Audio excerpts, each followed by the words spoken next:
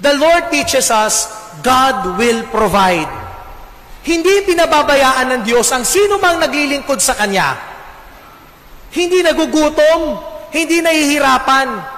Ang naglilingkod ng buong puso.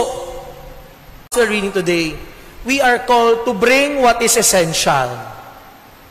The good news of God's love, His blessing, and the call to repentance. Pero real talk lang tayo.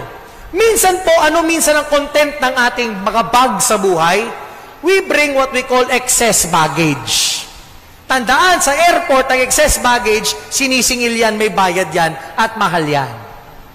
And let's face it, my dear friends, umami na tayo, minsan sa paglipat natin at sa pagpunta sa iba't ibang mga lugar ng buhay natin, may dala tayo minsang mga hindi dapat dinadala.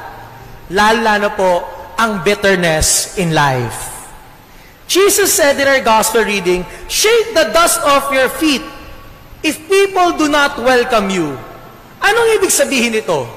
Sa mga Hudyo po, kapag pumasok ka sa isang pagan territory, kailangan i-shake off mo yung dust sa feet. Kasi hindi ka welcome doon. At ikaw ay Hudyo, hindi ka dapat nakikihalo sa mga non-Jews.